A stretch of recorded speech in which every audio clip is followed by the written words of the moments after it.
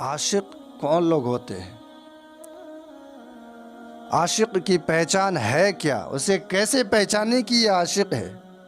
ایک شیخ سے سوال کرتے ہیں، عاشق کون لوگ ہوتے ہیں؟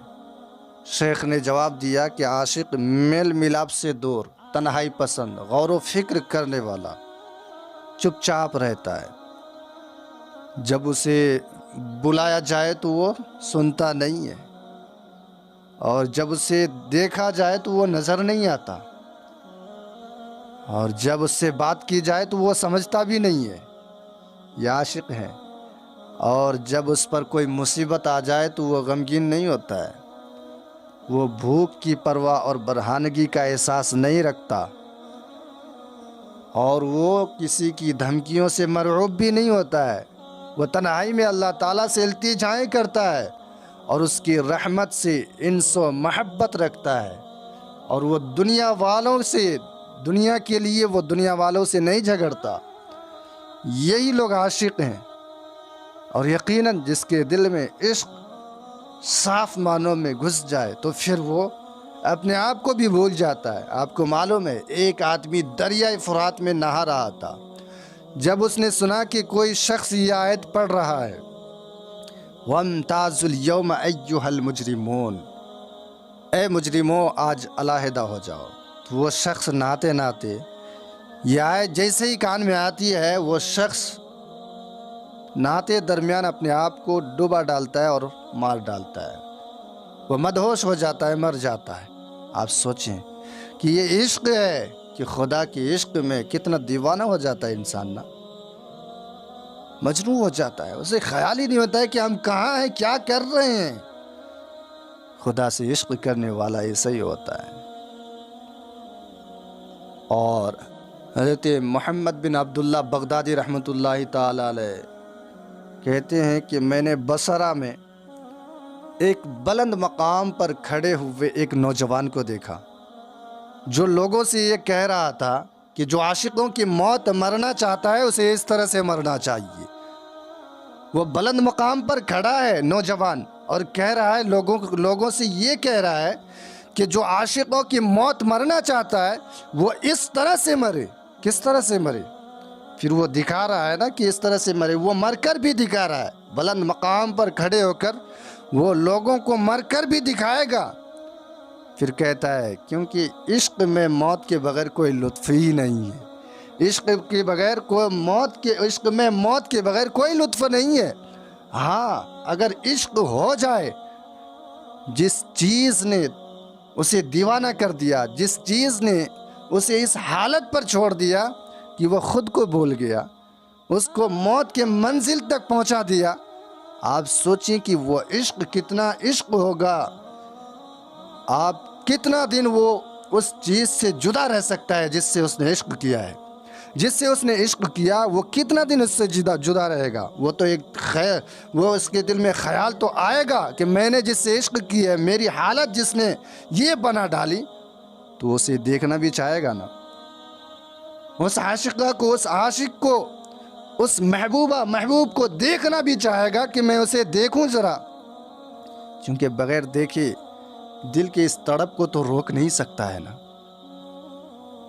اور جسے خدا سے عشق ہو جائے، اور یہ نوجوان خدا سے عشق کیا، بلند مقام پر کھڑے ہو کر اعلان کر رہا ہے کہ اس طرح سے مرے، چونکہ عشق میں موت کے بغیر کوئی چارہ نہیں ہے۔ اب خدا سے عشق ہو جائے تو وہ انسان کب تک تڑپتا رہے گا؟ دل میں یہ خیال تو آئے گا نا کہ میں خدا کا دیدار بھی ہو جائے، خدا کا دیدار بھی ہو جائے، جس چیز سے وہ عشق کیا ہے اس چیز کی جستجو تو ہوگی نا، دیکھنے کی تڑپ بھی ہوگی۔ تو نوجوان اتنا کہنے کے بعد کہ جو عشق کی موت مرنا چاہتا ہے، عاشقوں کی موت مرنا چاہتا ہے، وہ اس طرح سے مرے، اس کے بعد وہ اس بلند مقام سے اپنے آپ کو چھلانگ لگا دیتا ہے، اپنے آپ کو گرا دیتا ہے۔ اللہ، یہ عشق ہے۔ ہم لوگ کیا عشق کرتے ہیں؟ آج ہم لوگوں کے اندر کوئی عشق کی کوئی ذرہ بھی ہے کہ ہم خدا سے کیا عشق کرتے ہیں؟ اللہ، دعوے کرنے والوں صرف زبان سے دعوے نہ کرو، کیونکہ پھر یہی دعوے کل کو جہنم کے نچلے طبقے میں ڈال دے گا، جسے منافق کہا جاتا ہے، اس فہرست میں تمہارا نام ہو جائے گا۔ منافق جہنم کے سب سے نچلے طبقے میں اس کا حشر ہوگا۔ اس لیے لوگوں ایسا دعویٰ نہ کرو جو تم منافق بن جاؤ۔ خدا کی عبادت کو چھوڑ ڈالو، خدا سے عشق کر۔ وہ نوجوان اپنے آپ کو گرا دیتا ہے اور اس کے بعد وہ دم توڑ دیتا ہے۔ جب لوگوں نے دوڑ کر دیکھا تو جوان کو اٹھا کر دیکھتا ہے تو جوان دم توڑ دیا ہے، اس کی روح اس جسم سے پرواز کر گئی ہے۔ اصل معنوں میں تو اس کی آنکھ بند ہو گئی، لیکن حقیقت معنوں میں وہ زندہ ہو گیا۔